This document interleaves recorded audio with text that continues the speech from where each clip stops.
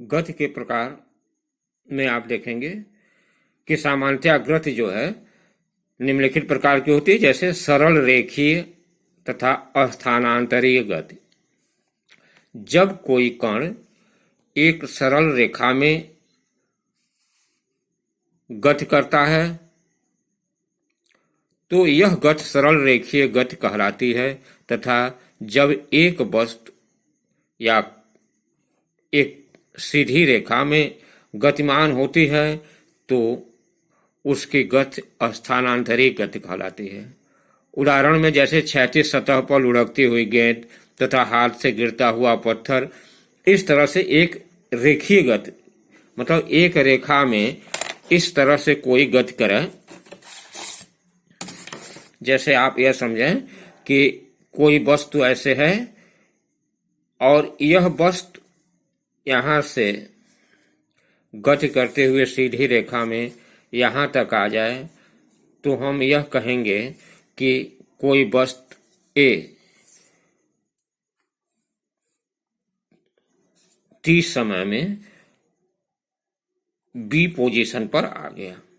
तो यह एक सरल रेखा में गति किया, इसलिए हम इसको कहेंगे सरल रेखीय गति।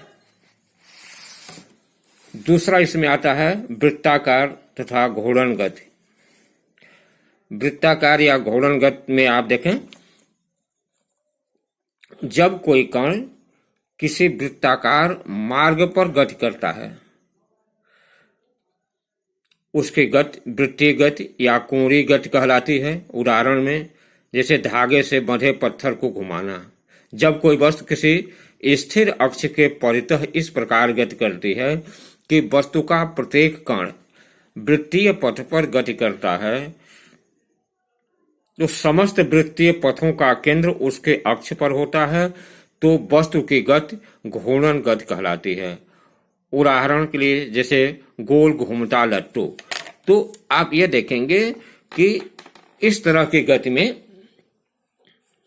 केंद्र के सापेक्ष, जैसे मान लीजिए यहां कोई केंद्र है, इसके सापेक्ष कोई वृत्ताकार ऐसे गति करता है, जैसे मान लीजिए हम कहें यह है और यह वृत्ताकार इस केंद्र के सापेक्ष जो है यह गति कर रहा है, तो हम इसको कहते हैं कि यह वृत्ताकार गति में जो है यह वस्तु वृत्ताकार गति कर रहा है। इसे इसमें केंद्र से दूरी जो है हर जगह इसकी बराबर होगी। इस तरह के गति को जो है हम वृत्ताकार गति कहते हैं। तीसरा आता है इसमें दोलन तथा कंपनिक गति। जब कोई वस्तु एक निश्चित बिंदु के इधर उधर सरल रेखीय पथ पर गति करती है तो यह गति दोलनी गति कहलाती है। दोलन करने वाली वस्तु का इसके माध्य स्थित के अधिकतम विस्थापन आयाम कहलाता है। यदि आयाम कम है तो उसकी गति कंपनिक गति कहलाती है। उदाहरण के स्वरूप पर घड़ी के पेंडुलम की गति। इस तरह की गति के बारे में आप देखें, जैसे कोई वस्तु ऐसे एक धागे में, मान लीजिए हम ऐसे इसको लटका दिया गया, तो यह देखेंगे कि धागे में लटकी हुई वस्तु जो है को यदि हम इसको थोड़ा सा विस्थापित ऐसे कर दें तो इसका विस्थापन यहां हो गया। अब यह विस्थापित जब वस्तु यहां से यहां हो गई तो यह यहां से आगे की तरफ बढ़ेगी और यह फिर आकर के यहां आएगी। तो एक बार यह वस्तु यहां से यहां आने के बाद ऐसे बाएं से दाएं की तरफ ऐसे यह गति करती रहेगी और इस तरह से प्रकार की गति जो कि बाएं से दाएं या अपने मध्यमान स्थिति के दोनों तरफ जो है गति करे, और यह गति एक सरल रेखीय गति एक तरह से होती है, लेकिन यह धागे में बंधे हुआ पेंडुलम के टाइप का ये गति होता है, इसलिए इसको जो है दोलन गति कहते हैं। और जो यह अधिकतम विस्थापन होता है इसी को हम इसका आयाम कहते हैं। इस तरह से यह दोलन या काल्पनिक गति होता है। यदि यही आयाम कम हो जाता है तो हम इसको काल्पनिक गति कहते हैं।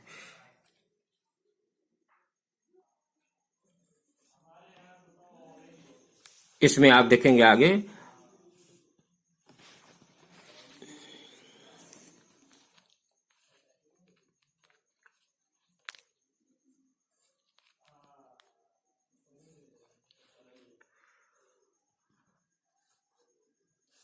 अदिश तथा सदिश राशियां, स्केलर एंड वेक्टर क्वांटिटीज, ये राशियां जिनको व्यक्त करने के लिए केवल परिमाण मैग्नीट्यूड की आवश्यकता होती है, दिशा की नहीं, अदिश राशियां कहते हैं। उदाहरण के लिए द्रव्यमान, जैसे आप देखें द्रव्यमान, घनत्व, दूरी, चाल, आयतन, कार्य, ऊर्जा, शक्ति, ताप आदि, यह सब जो है यह अदिश राशियां हैं। इसको जो है हमको व्यक्त करने के लिए सिर्फ परिमाण की ही आवश्यकता पड़ती है। जैसे हम यह कहें कोई वस्तु 5 kg की है, 5 किलोग्राम की है, तो इसमें कोई दिशा नहीं है। 5 किलोग्राम की वस्तु है तो यह कोई दिशा नहीं होगा, इसलिए इसको हम अदिश राशि कहेंगे।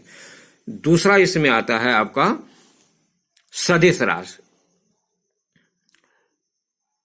ये राशियां जिनको व्यक्त करने के लिए परिमाण के साथ साथ दिशा की भी आवश्यकता होती है, सदिश राशियां कहलाती हैं। उदाहरण के रूप में बल, वेग, त्वरण, संवेग आदि।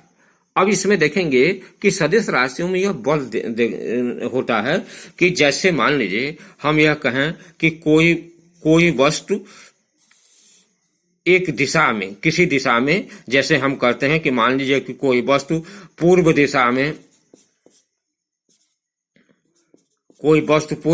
में 10 मीटर प्रति सेकंड के गति कर रही है, तो इस तरह से क्या है कि हम दिशा भी बता रहे हैं, अर्थात वेग जो है यह आपका एक तरह से वेक्टर क्वांटिटी या आपका सदिश राशि होगा।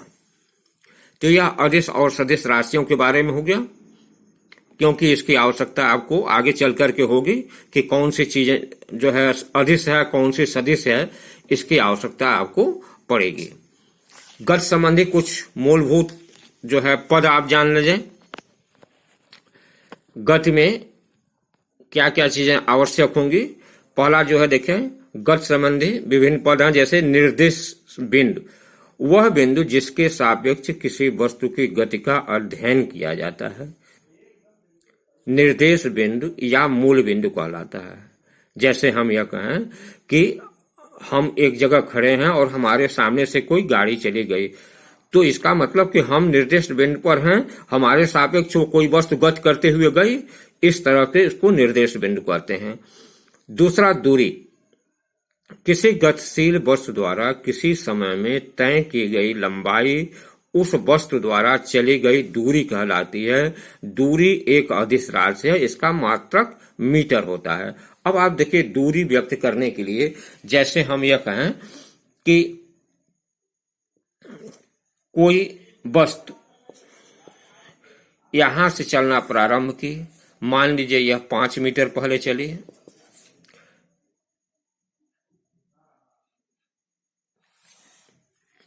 फिर 4 मीटर चली, तो यह पूरी लंबाई जो है, जितने हम यहां से यहां तक नाप लेंगे, तो 5 मीटर और 4 मीटर यह पूरी चली गई, इसकी दूरी होगी, अर्थात यह आपका 9 मीटर की दूरी जो है वह वस्तु द्वारा चली गई। जबकि इसमें कोई यह नहीं है, दूरी सिर्फ पूछा जा रहा है, तो हमको सिर्फ इतना ही बताना है, इसलिए जो है यह एक आपकी अदिश राशि होगी।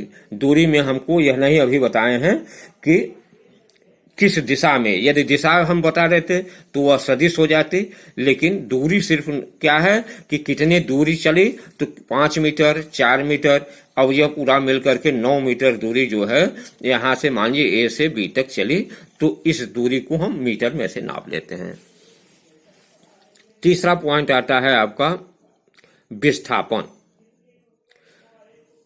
किसी गतिशील वस्तु का प्रारंभिक एवं अंतिम स्थितियों के बीच की न्यूनतम दूरी वस्तु का विस्थापन कहलाती है। विस्थापन एक सदिश राशि है, इसका परिमाण ज्ञात करने के लिए दिशा का ज्ञान होना चाहिए, आवश्यक है, क्योंकि इसका मात्रक मीटर होगा। यदि कोई वस्तु बिंदु ए से बिंदु बी तक विभिन्न पथों, देखें इसमें विभिन्न पथों में, जैसे यह ए से बी तक यहां गई और एक रास्ता यह है कि ए पी आर बी से गई, दूसरा रास्ता है कि ए आर बी से गई। दोनों स्थितियों में आप देखेंगे कि प्रारंभिक बिंदु और यह अंतिम बिंदु, इन दोनों बिंदुओं के बीच जो यह ए क्यू बी होगा, यह आपका विस्थापन होगा। मतलब प्रारंभिक स्थिति और अंतिम स्थिति के बीच की जो दूरी होती है, इसको इसमें इसका दिशा निर्धारित होता है कि किधर से किधर की तरफ है, तो इसको हम कहेंगे कि यह विस्थापन होगा। इसी चीज को यदि हम इसमें देखें कि जैसे कोई वस्तु मान लीजिए 5 मीटर इधर 4 मीटर इधर आई, तो ये तो दूरी हो गया, लेकिन यहां से ए से बी तक के जो दिशा होगी कि इस दिशा में ए से बी प्रारंभिक स्थिति और अंतिम स्थिति, यहां जो है यह कहेंगे कि यह ए से बी तक का भाग विस्थापन कहलाएगा और ए से बी का दिशा जो है ए से बी की तरफ की होगी, इसलिए इसमें दिशा भी होगा और इसका परिमाण भी होगा, और जो भी इसका परिमाण होगा हम यहां से यहां तक का जो दूरी नापेंगे वह इसका परिमाण हो जाएगा और इसकी दिशा ए से बी की तरफ हो जाएगी। इसको हम विस्थापन कहेंगे। यह आपका विस्थापन हो जाएगा और यहां से यह आपकी दूरी हो जाएगी। यह दोनों में अंतर है।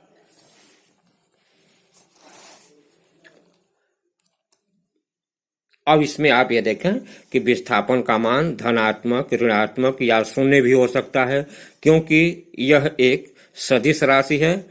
गतिमान वस्तु का विस्थापन तय की गई दूरी से कभी भी अधिक नहीं होती, अर्थात विस्थापन is less than equal to दूरी। यह हमेशा जो है दूरी से छोटा ही होगा या दूरी के बराबर होगा, अर्थात विस्थापन बटे दूरी लेस देन इक्वल टू 1। यह हमेशा ऐसे होता है कि वह 1 से छोटा ही होगा, अर्थात विस्थापन तथा दूरी का अनुपात सदैव 1 से कम या बराबर होता है। इसके बाद देखेंगे कि आपको इसमें नोट में आप यह देख लें कि गतिमान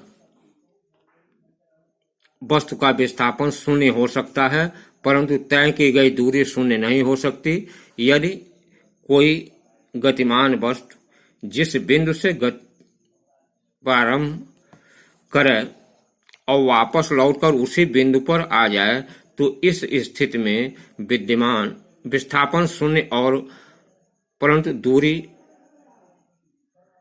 नहीं होगी शून्य। देखिए अब इसमें यह है कि यदि इस टाइप के होता है तो इसमें क्या है कि दूरी जो है दूरी शून्य नहीं होगी, लेकिन विस्थापन शून्य हो सकता है। अब यहाँ देखें दूरी तथा विस्थापन में क्या अंतर है। यह दूरी और विस्थापन का अंतर आप लोग इसको ध्यान से अपना पढ़ लेंगे, क्योंकि यह अधिकतर जो है परीक्षा में पूछा जाता है। गतिमान वस्तु द्वारा तय की गई पूर्ण लंबाई को हम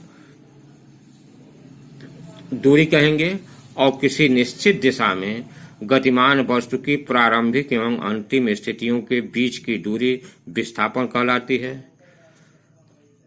दूसरा, इसमें यह एक अदिश राशि है, इसे व्यक्त करने के लिए परिमाण की आवश्यकता होती है। यह एक सदिश राशि है, इसे व्यक्त करने के लिए परिमाण और दिशा दोनों की आवश्यकता होती है। यह सदैव धनात्मक होती है। यह ऋणात्मक अथवा धनात्मक या शून्य कुछ भी हो सकती है। वस्तु द्वारा तय की गई दूरी कभी भी शून्य नहीं होती और विस्थापन शून्य हो सकता है। यह विस्थापन और दूरी में अंतर होता है, इसको आप ध्यान से पढ़ लेंगे कि क्या इन दोनों में अंतर है।